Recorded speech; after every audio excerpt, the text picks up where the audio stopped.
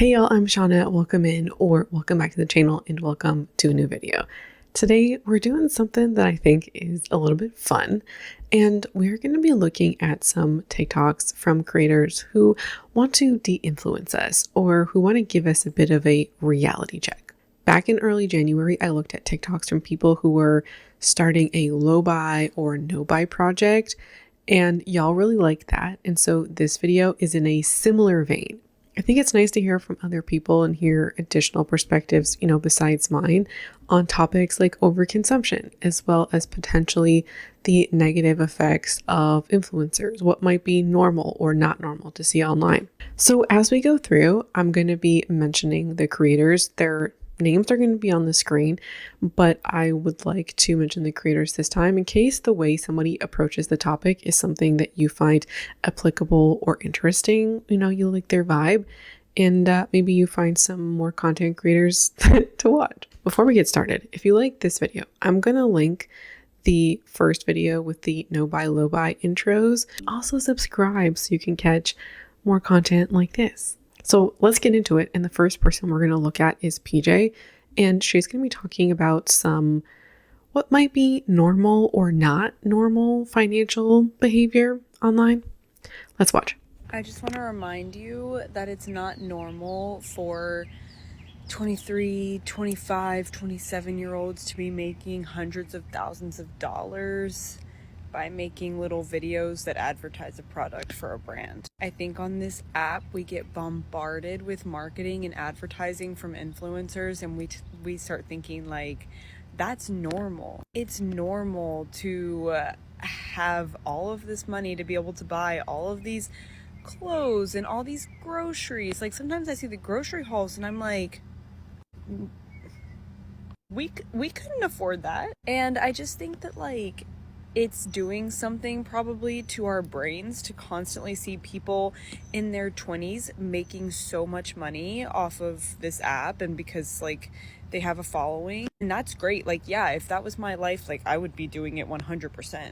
But this is just your reminder that if that's not you, like me, and you're a normal person working multiple jobs, it's normal. That's freaking normal. Don't buy into the way that this app only works if you feel jealous. Like all of social media, it only works if it's evoking some sort of like envy in you, because or else why would you keep watching and keep thinking that you need what this person has?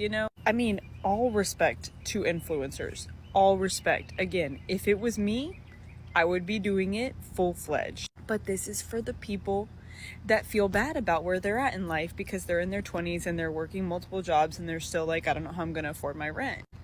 You and me both. I agree with lots of what she's saying, but not everything. And I agree that it's normal for people in their 20s to not be making a lot of money. If you're in your 20s, most especially in your early 20s, you're probably in like one of three paths. Number one, after you graduated high school, if you graduated high school, you went immediately out into the working world.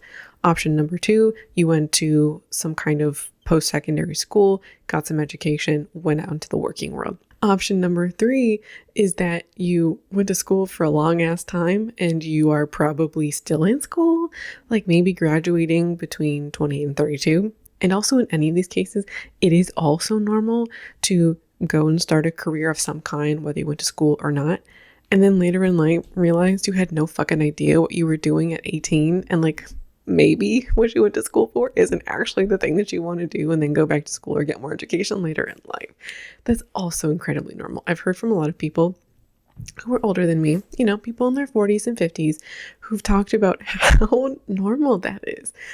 I appreciate hearing that so much, of just how normal it is for people's minds to change about where their life is going to go. But that's kind of not the main point here. What I disagree with her on is normalizing 2 or 3 jobs. That is the reality of a lot of people, is working multiple jobs, and that's not just a facet or a component of being 20. There are lots of people, 20s, 30s, 40s, 50s, who are working multiple jobs. However, I don't think that should be normal. I think people should be able to work one job and be able to make ends meet. And that is a world I want to strive for. and encourage. I have more things I disagree with around, which we'll talk about later. But I do think that, like, if you are somebody, even if you're not in your 20s and you're seeing young people who might even be 18, 19, right, or up until their mid 20s, and they appear to be making hundreds of thousands of dollars or living a lavish lifestyle, that can get to you, whether you're the same age, younger or older, and it can feel like this is what 20-year-olds do, or that it is super normal for 20-year-olds to be making a lot of money, even if it's not on social media. And then we can start making it feel like there's something wrong with us.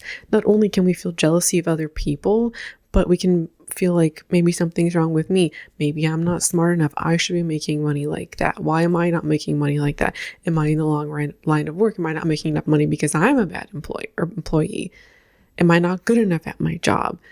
Or just, feeling jealous about other people's lifestyles. And a lot of the time, how much we're making is not really about us. It's about the corporate structure and capitalism, and that's another tangent for another time.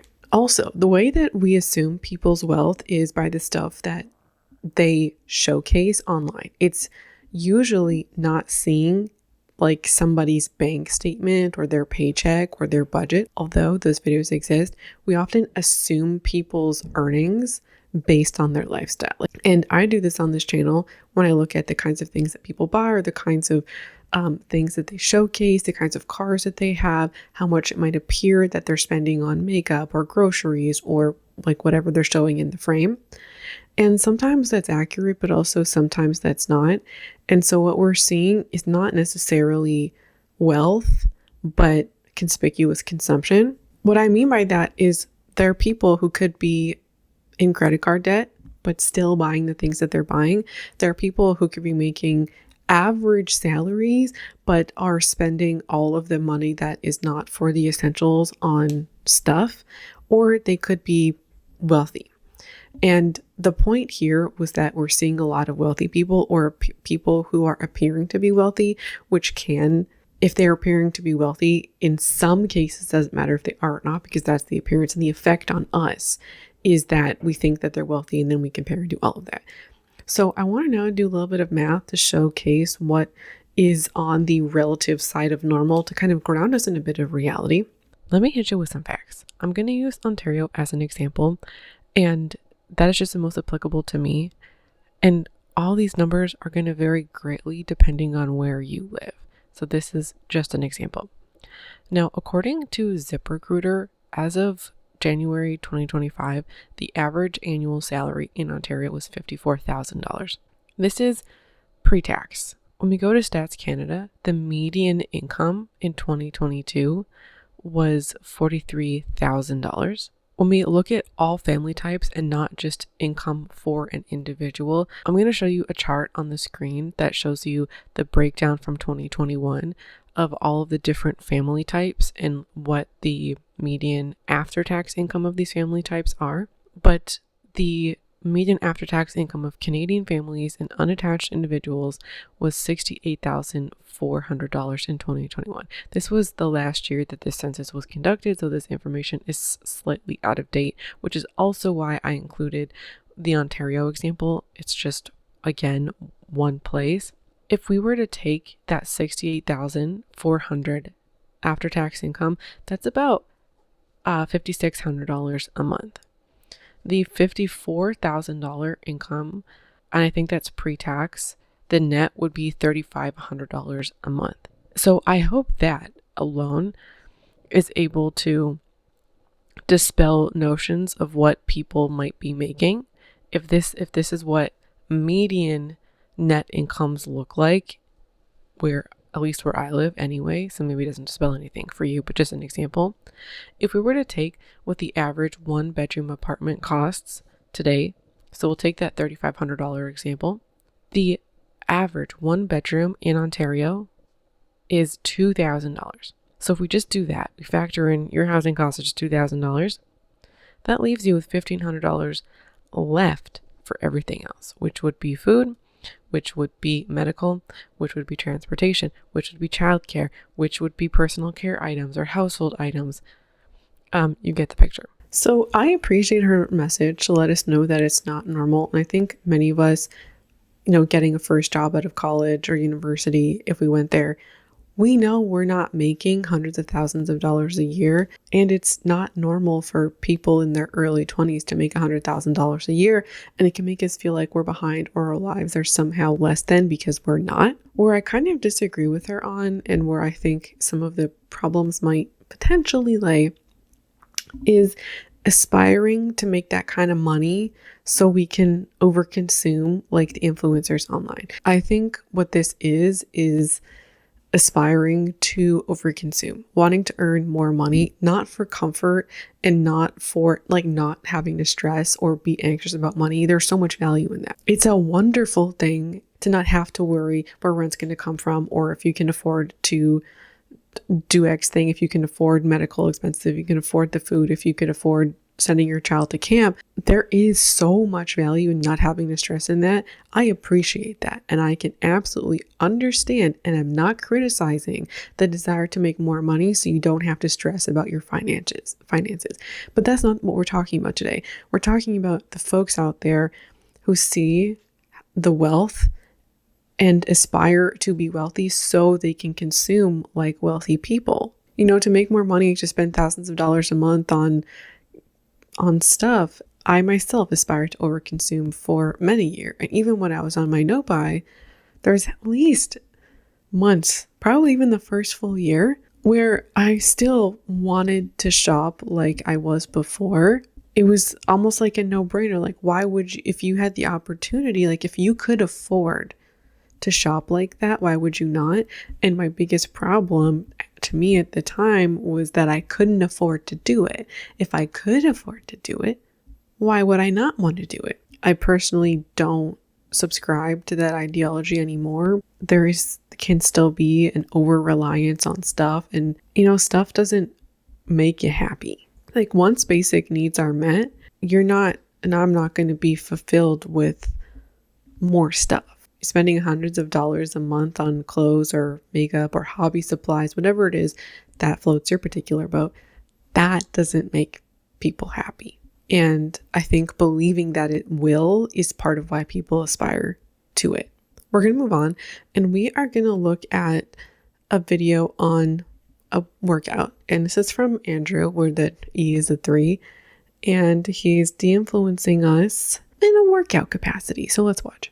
Millions of people who's making a New Year's resolution to be more active in 2024. Quick reminder that the best, most effective exercise on the face of the planet, it's the one that you do. That's it. Allow me to de-influence you a little bit, all right? Just find one that you like and stick with it. If you like to go on runs, go on runs. If you like to lift weights, Godspeed on your path to Swole Hollow, my friend. If you like to be sweaty and out of breath in a dark room while someone yells at you, join a spin class or a seedy underground club. If you want to go to Dave & Buster's and start a dance revolution, I say go head on, Slay Guevara. Seize the means of production from the Lord of the Dance. If your New Year's resolution is to lose weight or to get fit, don't. All right, I would say reconsider. Don't get me wrong, exercise is one of the best things you could ever possibly do for your mental health. It's a shame that the discourse around it is so toxic. But working out just so you can look like someone that you saw on the internet, that's like going to a therapist and asking how you can be a better gaslighter. That's like sitting down to meditate and then meditating on all the cringy things you said in high school. Best case scenario is that it simply doesn't work. Worst case scenario, you go full supervillain and have to be stopped by James Bond, okay? 30 minutes a day, any type of exercise, going on a walk, cleaning your house, whatever the hell pickleball is. I'm still not sure. If you can find the joy in the movement, the results will come. And I think what you'll also find is that the results don't matter that much. Okay. That was Andrew's video. I like his vibe. He's very humorous and I enjoy him. So if you like him, go check him out.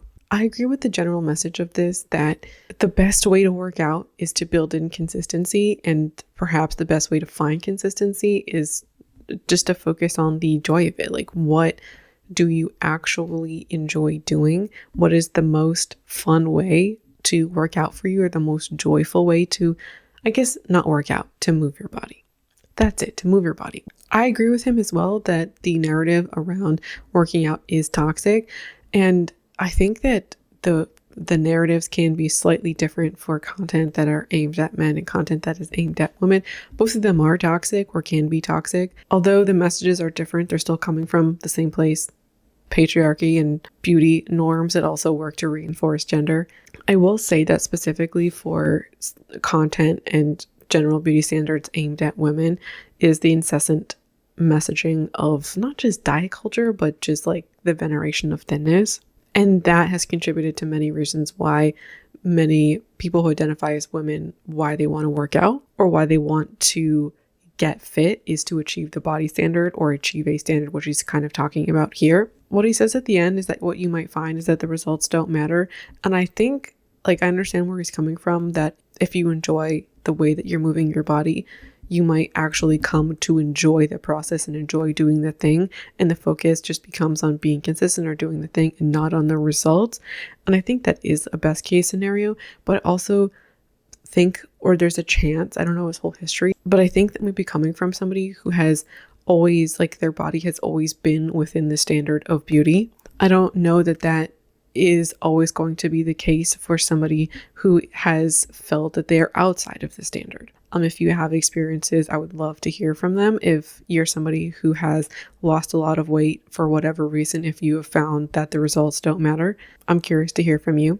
You know, my own experience, I don't know if it's going to be relevant to you or not, has been similar to his. You know, I have found that once I stopped thinking about the like thinness of it all or being thin or wanting to work out to achieve a certain body, and when I did focus on the fun and the enjoyment of it, I fell in love with running. Totally not everybody's experience. And I think his video fits into the de-influencing realm for a few reasons. The caption of his video says, I didn't read it. The caption of his video says, "We're de-influencing in 2024. Don't buy that thing you don't need. Don't do the influencer's workout if you don't think it's fun." He mentions the fun aspect as a way of de-influencing from programs and influencer content that you don't enjoy. But I think we can do it beyond that. That there are no shoulds really for movement. You don't need specific equipment or workout sets in order to have a good movement routine. And you also don't need a gym membership. You don't need to go on a treadmill. You don't need to do a workout class. There are no must-haves for movement. It's whatever feels best for you. You can do a free 99 walking in your own neighborhood. And don't let people tell you that certain things aren't movement because it's not at a gym or something. No, you don't need to buy anything if you don't want to. There's nothing that is inherently required for moving your body except for you and the body you want to move, which is still you. Yeah. And also, I think some of these workout gurus, these workout influencers, just like, they're just perpetuating such toxic ideals and such focus on the body and the way that it looks, opposed to doing the thing that you like because it's fun. All I'm going to say, we're going to move on. Okay, next up, we're going to watch a video, somebody talking about impulse spending. Reminder that $10,000 a year is just $27 a day. So stop spending your money on all the stupid shit you don't need, because that's where all your money's going. I personally remind myself of this fact anytime I'm going to make a small, maybe impulsive purchase that I don't really need. And I have a perfect example I want to share. As I was thinking about making this video, I knew I wanted to talk about something while I was like pouring my coffee. And I was thinking, as I was grabbing this mason jar, how I really wish that I had those cool glass, aesthetic looking glasses that people make like their iced coffees in. And I literally thought for a second, like, I'm going to look on Amazon and see how much they are, and also like maybe get a cool glass straw while I'm at it. But then I caught myself and I realized that I do not need a aesthetic looking coffee glass and a glass straw. Like, what I have works perfectly fine for me. I don't need to waste my money on that. And again, just $27 a day is $10,000 a year. So keep that in mind next time you want to buy something you don't need. The title of this video says $10,000 a year, $27 a day, which was the main concept of her video. And I appreciated her showing an example of something that she really wanted but felt impulsive to her at the time. And what she shows is somebody who is catching themselves in the act, which is a really hard thing to do if you've never done it before. And so I'm here to say, if you're not there yet, it's totally fine. And you can get there with practice. There are two options to do that, or two ways to potentially get there. Number one is to start with reflecting after the fact, reflecting on purchases, because catching yourself after is still great. Lessons can be learned, and that can be one of the ways to start catching yourself, or like work towards catching yourself in action. And the second thing is to increase the time between when you desire something and when you make a purchase. So the more buffer that you can give between those things, the more opportunity you have to think critically about what you're buying. I've talked about both of these strategies many times on the channel before, so we're not going to stay here long, and we're going to touch on the main part of the video, which is how impulse spending can really add up. So for some additional context, $27 a day for a 30-day month is $810 a month. Or even if we were to half that, $5,000 a year, that's about $14 a day. And how conceivable that is to you, like if you could ever actually spend $27 a day, is going to depend on the person. And even if that feels out of reach for you, I think the overall message is that small purchases that may seem inconsequential absolutely add up over the course of a year.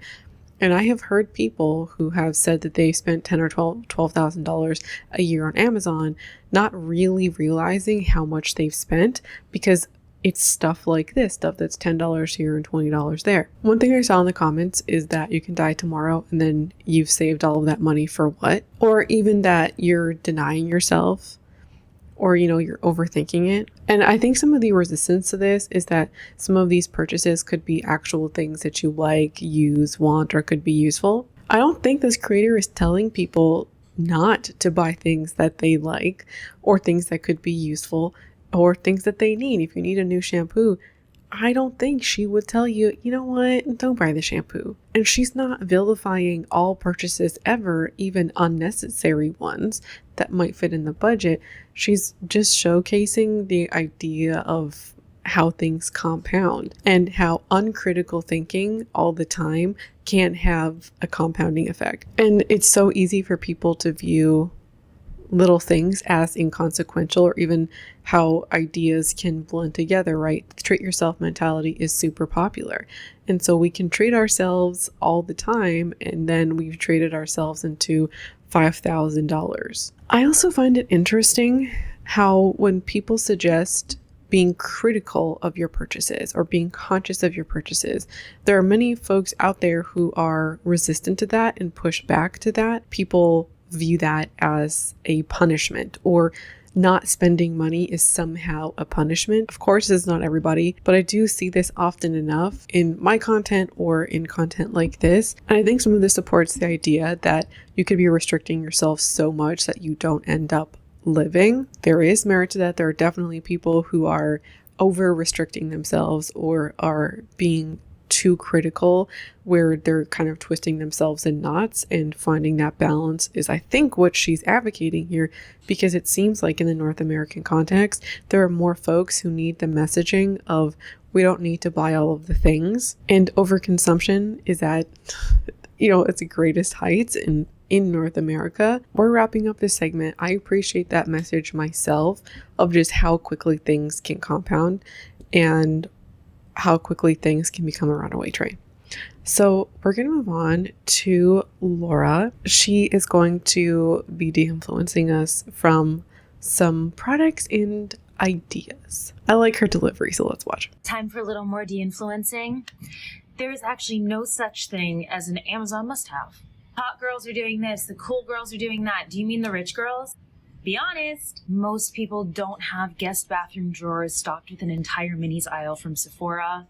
Most people don't even have a guest bathroom. Most people don't have the time, money, energy, or privilege to prioritize a perfect 7-day-a-week workout split that they stick to without fail no matter what. And a lot of times the people who do are monetizing it. And that's fine. I just thought you should know. Dupes don't really work if you're gonna buy 12 of them trying to replicate the real thing. On the other hand, the same lip color doesn't really look good on everybody. You'll probably be more comfortable if you figure out what you like best. If you have the extra time and money, that's probably a better use of your time and money. You don't need a different plastic container to corral out everything that's in your home. That one's for me. And most importantly, the time that it takes to go cast a ballot or to contact your representatives or to just sign a single petition is time really well spent. Those things are built to be annoying. They're built to feel futile. They're built to be complicated and confusing and bureaucratic and boring. Don't let that stand between you and the power of your voice. Okay, I love you.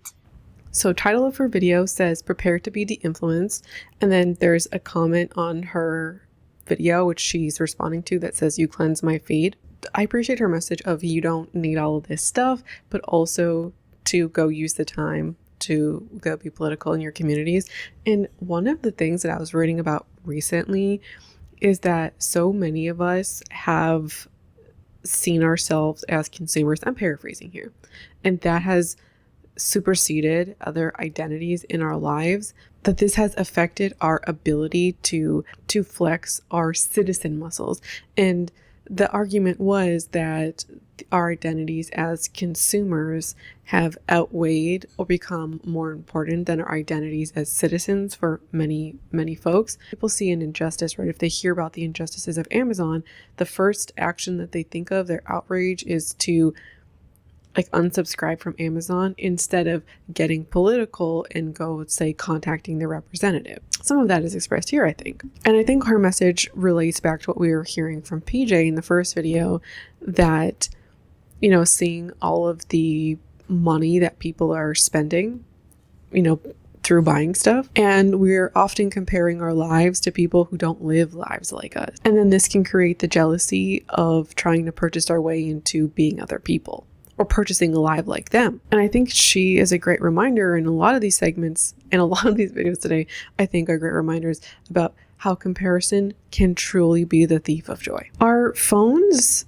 keep us distracted, and social media keeps us distracted in a way that can be frightening, or in a way that has potential negative ramifications. If you're somebody who goes to your phone to scroll on TikTok or Instagram at nighttime, a lot of the reasons why people do this is to escape from reality. And when we're doing that, our critical thinking can be turned off, right? Because we're going to escape. We are going for that specific reason of turning off or turning down that lens or that dial. And we can do this with TV or media of any kind. Reading doesn't have to be TikTok, but TikTok or socials can just be one of the common ways of doing it. The consumption-based content reaps the benefits of that turning off the dial, right? We're turning off the dial to zone out, and maybe you don't buy anything, but maybe the reason why you enjoy watching that consumption content with the dial turned down is because it feels so good. And being on our phones can become a form of escapism, where we are escaping our real lives and the stresses of our lives. And we go to shopping to feel better about our lives or the stresses of our lives. Or if we're not going to feel better about it,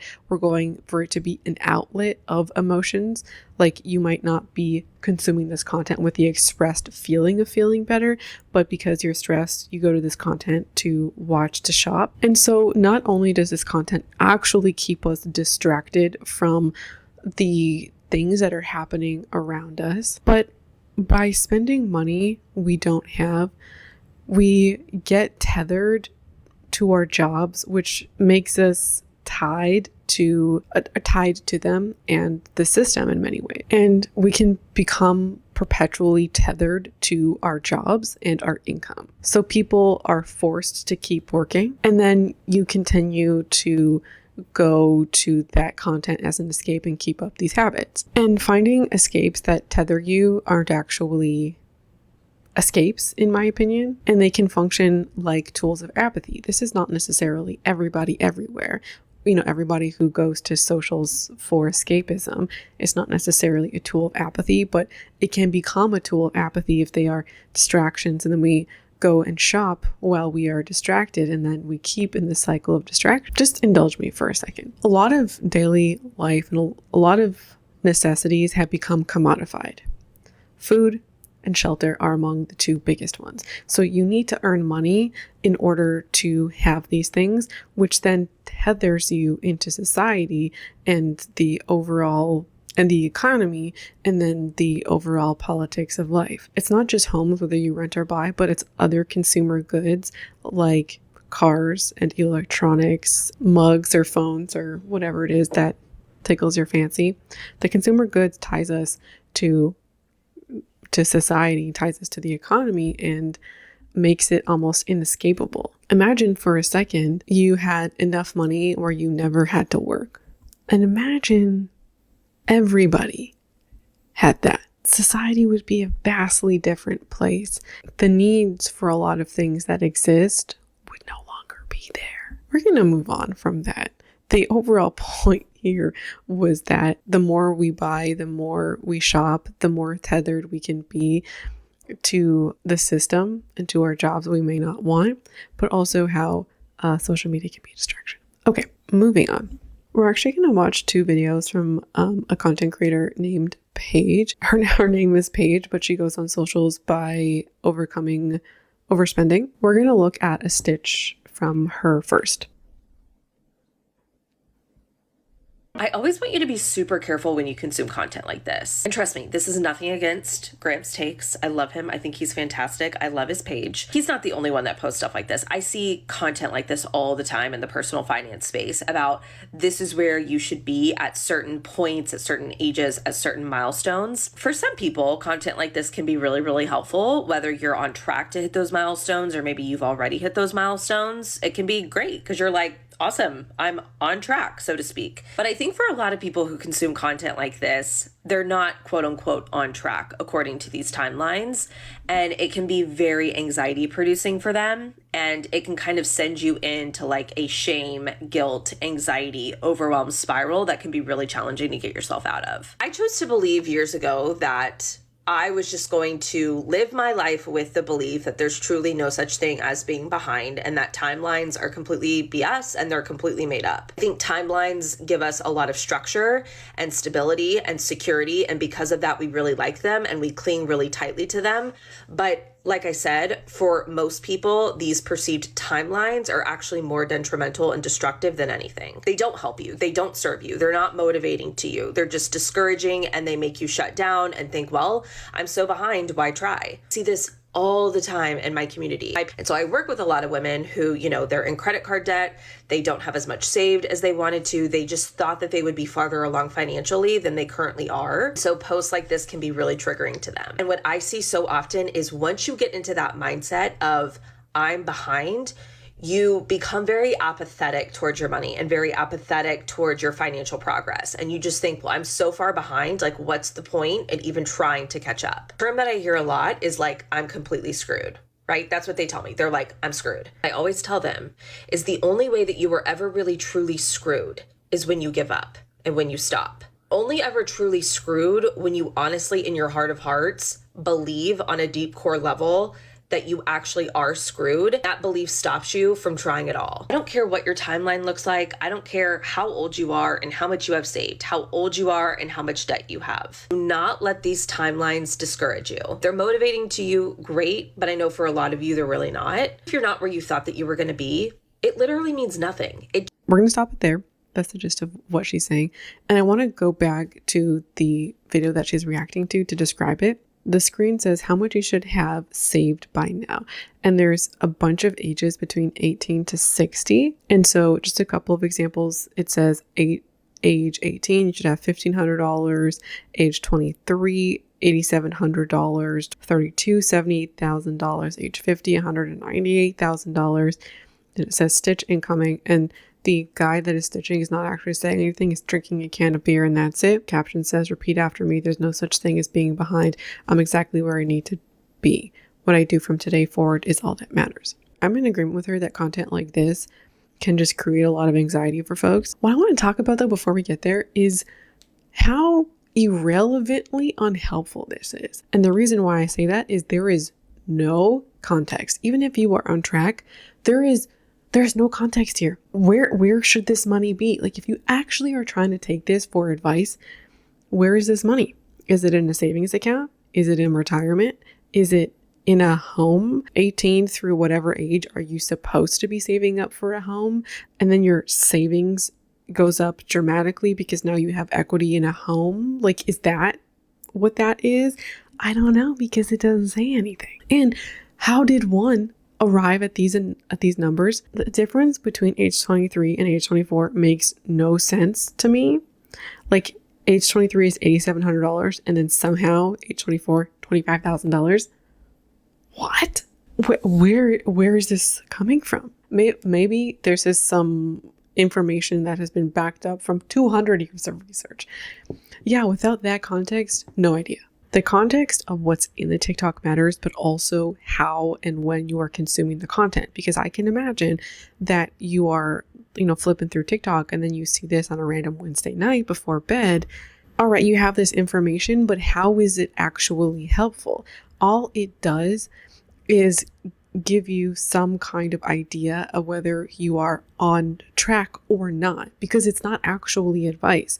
Advice would be why this is important. How do you get there? So even if somebody wanted to give this advice and stood by it, this is not really the way to do it. It's just, clickbaity 10-second TikToks, and then you're lying in bed and you're like now stressing because you're not on track, or maybe you go, yes, I am on track. Great. I agree with Paige's take here that I think there's going to be a lot of people who find this unhelpful because they are not on track, and it just perpetuates this idea of that you should be in a certain place in life when everybody's lives are different, the context of their lives are different, but also their goals are different, right? Like if somebody were to be like, if somebody were to set a track for something like home ownership or marriage or children, I don't actually want all of those things. And I think this is just going to cause a great anxiety for a lot of people. And not just that, but discourage people from trying this idea of like, oh yeah, I'm screwed, might as well not even try.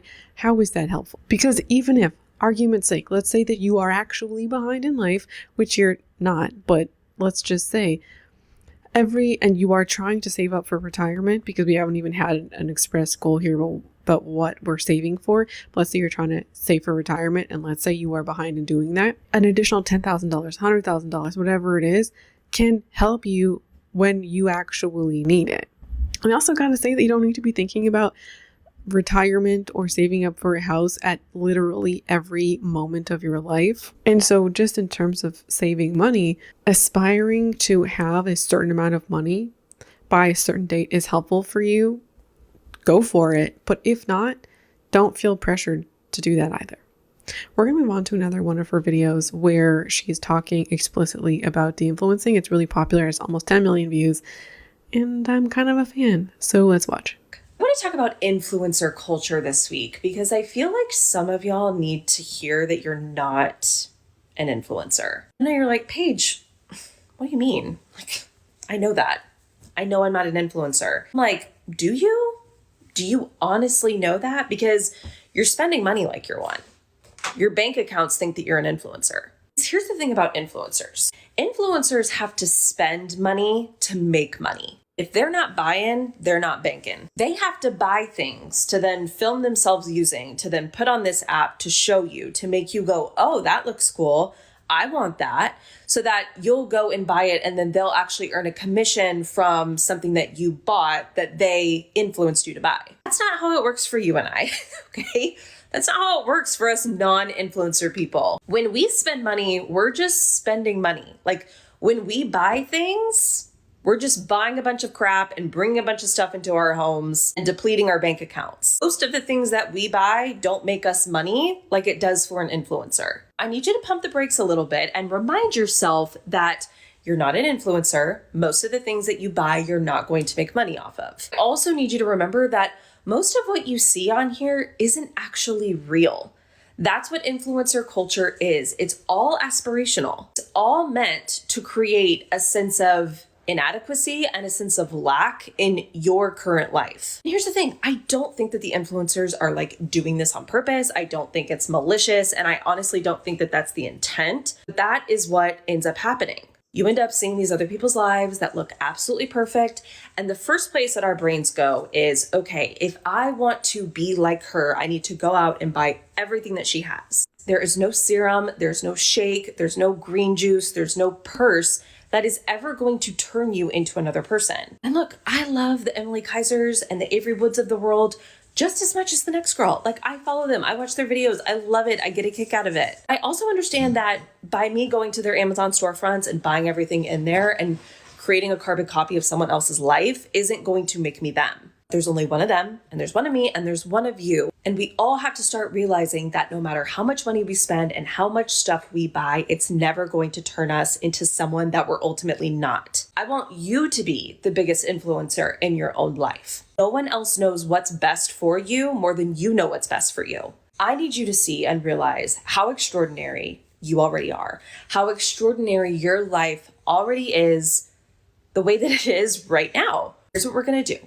We're going to get a grip.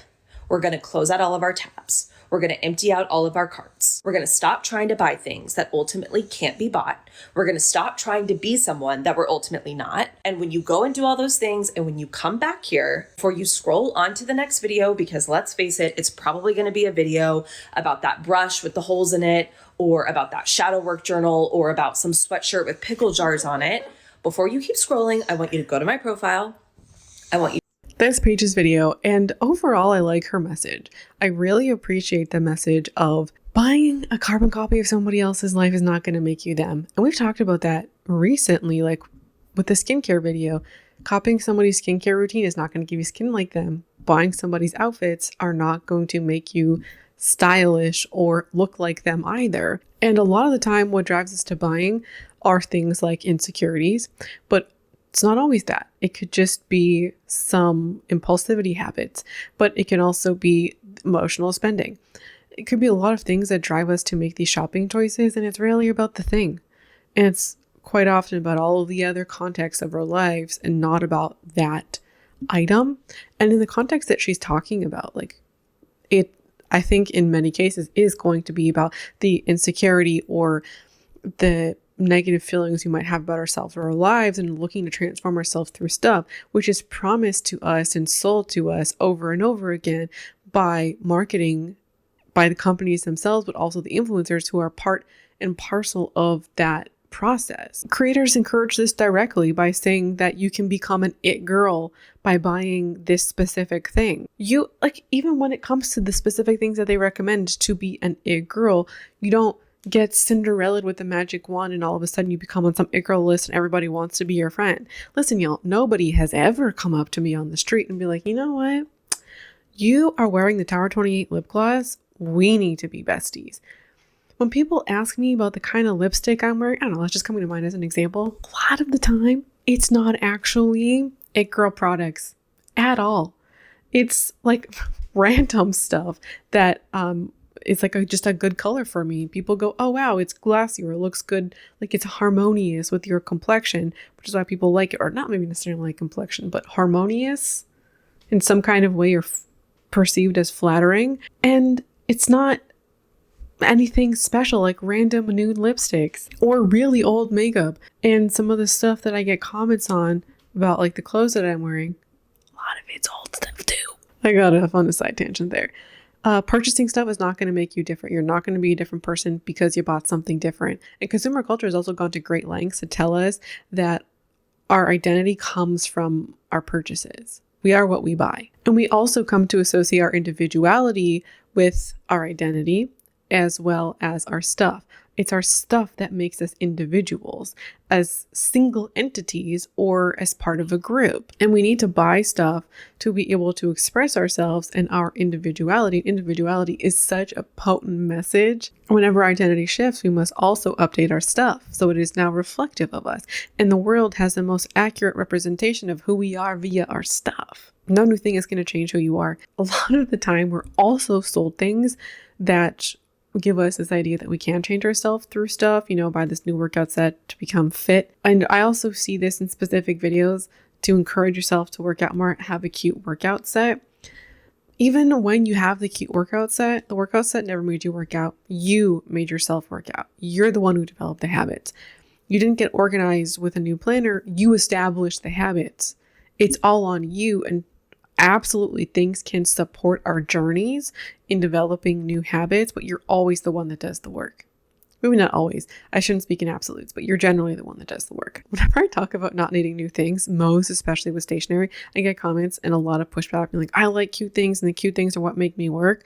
Yeah, you're allowed to own cute things 100%. You should like the things that you buy, but you don't need more stuff in order to do that, because then what's happening is that you're you have cute things you think are cute and aesthetic, but now you're just bored of that specific style of cuteness and aesthetics, but you need to buy new things and you need to have a refresh because you're actually bored of your things. Now you need to buy new things in order to study. So really it's still, in some cases, it's the boredom and the refreshment of having a constant cycle of new things that can still be part and parcel of the process. So it's really just buying more stuff and shopping and not actually the aesthetic. I also, last thing to say is I agree with her, the average person, the average viewer does not get the same benefits when buying this stuff if it is ever bought at all. Sometimes people get stuff in PR and then they tell you how great it is, and then they also have a code that they have with the company that is an affiliate code, and they make money off of that. So they never had to buy anything in the first place and are now making money off of it.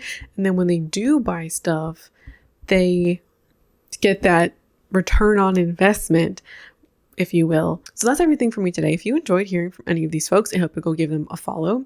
And if there was a specific take you liked the most in the comments, I would love to hear what that is. So thanks so much for watching, and hope to see you again around here soon.